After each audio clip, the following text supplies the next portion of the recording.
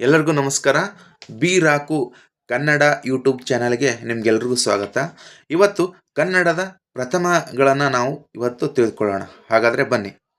ಕನ್ನಡದ ಮೊದಲ ಲಾಕ್ಷಣಿಕ ಗ್ರಂಥ ಯಾವುದು ಅನ್ನೋದನ್ನು ನೋಡೋದಾದರೆ ಕವಿರಾಜ ಮಾರ್ಗ, ಕನ್ನಡದ ಆದಿಕವಿ ಪಂಪ, ಕನ್ನಡದ ಮೊದಲ ಗದ್ಯ ಕೃತಿ ಒಡ್ಡಾರಾಧನೆ, ಇದನ್ನು ಬರೆದವರು ಶಿವಕೋಟ್ಯಾಚಾರ್ಯ. ಹಾಗೆಯೇ ಕನ್ನಡದ ಮೊದಲ ಕಾದಂಬರಿ ಯಾವುದು ಅಂದರೆ ಇಂದಿರಾಬಾಯಿ. ಆಮೇಲೆ ಕನ್ನಡದ ಮೊದಲ ವಚನಕಾರ ಯಾರು ಅಂದರೆ ಜೇಡರ ದಾಸಿಮಯ್ಯ. ಹಾಗೆಯೇ ಕನ್ನಡದ ಆದಿಕವಿ ಪಂಪ. ಹಾಗೆಯೇ ಚಂಪುವಿನಲ್ಲಿ ರಚನೆ ಮಾಡಿದ ಮೊದಲ ಕವಿ ಯಾರು ಅಂದ್ರೆ ಅದನ್ನು ಪಂಪನೆ.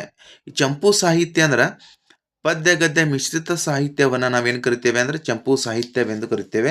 ಹಾಗೆಯೇ ಅಷ್ಟಕ ಸಾಹಿತ್ಯದಲ್ಲಿ ಮೊದಲ ರಚನೆ ಮಾಡಿದವರು ಯಾರು ಅಂದ್ರೆ ಸೈಗೊಟ್ಟ ಶಿವಮಾರನ ಗಜಾಷ್ಟಕ ಕನ್ನಡದ ಮೊದಲ ಅಷ್ಟಕ. ಹಾಗೆಯೇ ಕನ್ನಡದ ಮೊದಲ ಶತಕ ಯಾವ ಗ್ರಂಥ ಅಂದ್ರೆ ಚಂದ್ರ ನಾಗವರ್ಮಾಚಾರ್ಯನ ಚಂದ್ರ ಚೂಡಾಮಣಿ ಶತಕ ಕನ್ನಡದ ಮೊದಲ ಶತಕ ನೋಡ್ಬೋದು. ಹಾಗೆಯೇ ರಗಳೆ ಕವಿ ಯಾರು ಅಂದ್ರೆ ಹರಿಹರ. ಈತ ಕನ್ನಡದಲ್ಲಿ ವಚನಕಾರರ ಜೀವನವನ್ನು ಕುರಿತು 106 ರಗಳೆಗಳನ್ನು ಈತ ರಚಿಸಿದ್ದಾನೆ.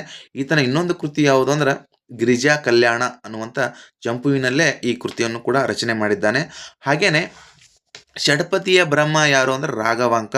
ಹರಿಶ್ಚಂದ್ರ ಕಾವ್ಯ ಅನ್ನುವಂಥ ಕೃತಿಯನ್ನು ರಚನೆ ಮಾಡ್ತಾನೆ. ಈತ ಷಡ್ಪದಿಯಲ್ಲಿ ಕೃತಿಗಳನ್ನು ರಚನೆ ಮಾಡಿದ್ರೆ ಷಡ್ಪದಿಯ ಬ್ರಹ್ಮ ಅಂತ ಕರಿತೀವಿ. ಹಾಗೆಯೇ ಉದ್ದಂಡ ಷಡ್ಪತಿಯನ್ನು ಮೊಟ್ಟ ಮೊದಲಿಗೆ ಪರಿಚಯಿಸಿದ ವ್ಯಕ್ತಿಯು ಕೂಡ ರಾಘವಾಂಕನೇ. ವೀರೇಶ ಚರಿತೆಯನ್ನು ಉದ್ದಂಡ ಷಡ್ಪತಿಯಲ್ಲಿ ಈ ಕೃತಿಯನ್ನು ಬರೆಯುತ್ತಾನೆ.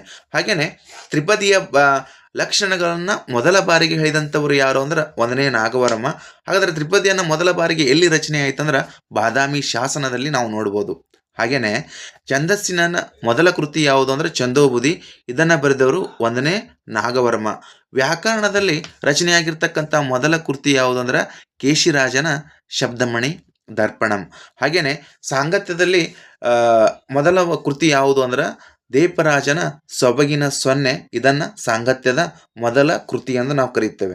ಹಾಗೆಯೇ ಕನ್ನಡದ ಮೊದಲ ಕೀರ್ತನಾಕಾರ ಯಾರು ಅಂದ್ರೆ ನರಹರಿ ತೀರ್ಥ.